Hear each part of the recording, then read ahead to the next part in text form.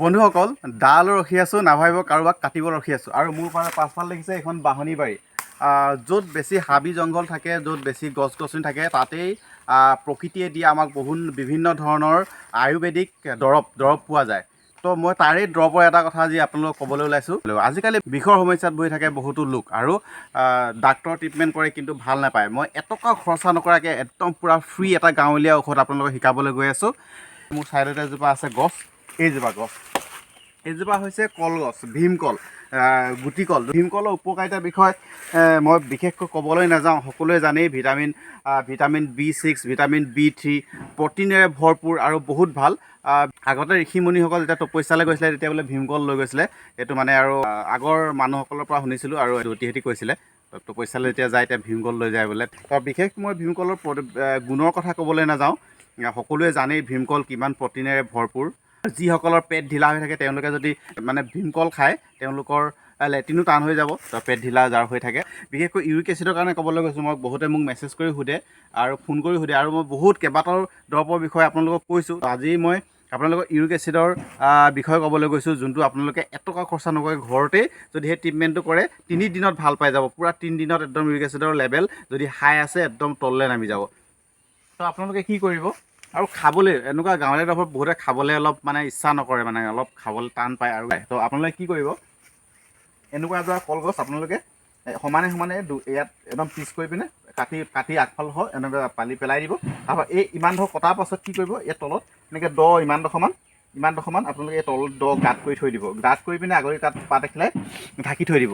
বিশেষকৈ আপোনালোকে আবেলি সময়ত কাটি থৈ দিব। আৰু ৰাতিপুৱা চিধা আহি পিনে সেই পানীখিনি ইয়াত পানী জমা হৈ যাব একদম ধুনীয়াকৈ ফুলকৈ। সেই পানীখিনি ডাইৰেক্ট লৈ আপোনাৰ গিলাচত ঢালি চাকি পিনে ডাইৰেক্ট খাই দিব পাৰে।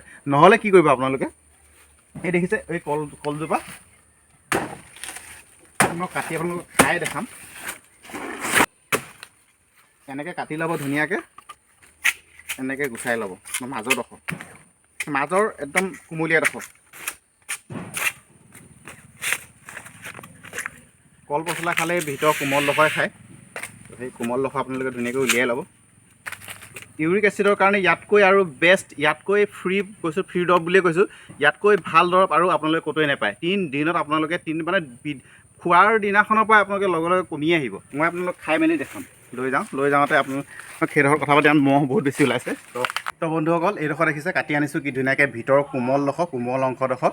তো আপোনালোকে এতিয়া কি কৰিব, এটা কথা মই কৈ লওঁ, যিসকলে ইউৰিক এচিডত ভুগি আছে তেওঁবিলাকে পচলাটো সপ্তাহত আপোনালোকে এদিন হ'লেও খাব। আৰু তেনেকৈ যদি আপোনালোকে খাই থাকে আপোনালোকৰ ইউৰিক এচিডৰ সমস্যা নহয়, আপোনালোকে একদম কণ্ট্ৰলত থাকিব। নহ'লেও আপোনালোকৰ যাৰ বেছি হৈ গৈছে, যাৰ ভুগি আছে ধৰি লওক বহুত দৰৱ খাইছে ভাল নাই পোৱা, তো আপোনালোকে কি কৰিব তেতিয়া, ৰাতিপুৱা খাব দেই, ৰাতিপুৱা নহ'লে আবেলি খালী পেটত খাব।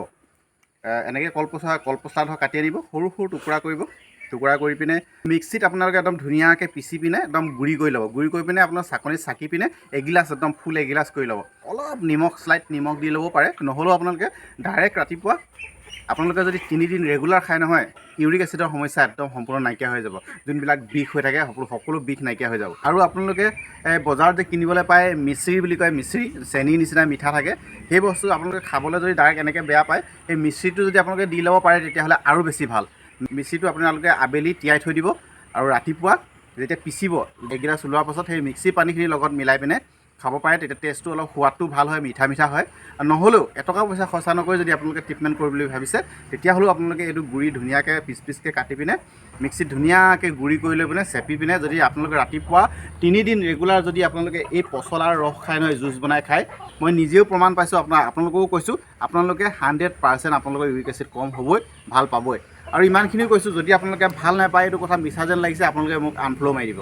আৰু বন্ধুসকল ভীমকলৰ পচলা হ'লে বেছি ভাল দেই। যোনে প্ৰমাণ পাইছে কমেণ্ট কৰিব, আৰু যোনে নাজানিছিলে তেওঁলোকেও কমেণ্ট কৰিব। আৰু আপোনালোকে যাৰ হৈ আছে আপোনালোকে খাই চাব, একদম ইউৰিক এচিড বুলিয়ে নহয়, ইউৰিক এচিড আৰু ডায়েবেটিছ, তাৰপৰা তেজৰ প্ৰব্লেম আৰু বহুতো সমস্যা যোনে ভুগি আছে, পচলাটো বহুত ভাল।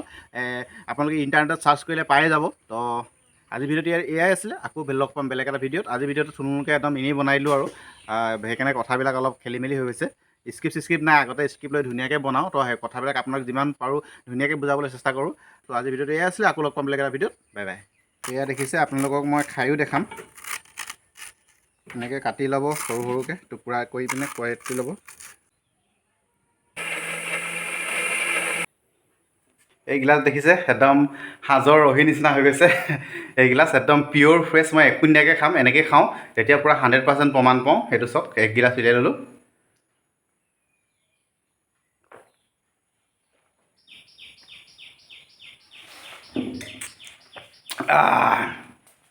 একদম পানী খোৱাৰ নিচিনা লাগিলে আৰু মিশ্ৰি দি ল'লে একদম মিঠা মিঠা লাগিব আৰু ভাল পাব খালি কালাৰটো অলপ ক'লা টাইপৰ হোৱাৰ কাৰণে খাবলৈ বেয়া বা অলপ ঘিণ মানে ভাৱ কৰিব পাৰে আপোনালোকে তেনেকুৱা লাগিব পাৰে কিন্তু পানী নিচিনা লাগে খাবলৈ কলগছৰ ফ্লেভাৰ এটা আহিব তো এনেকৈ খাই দিব আৰু একদম ইউৰিক এচিডৰ পৰা মুক্ত হৈ যাব মানে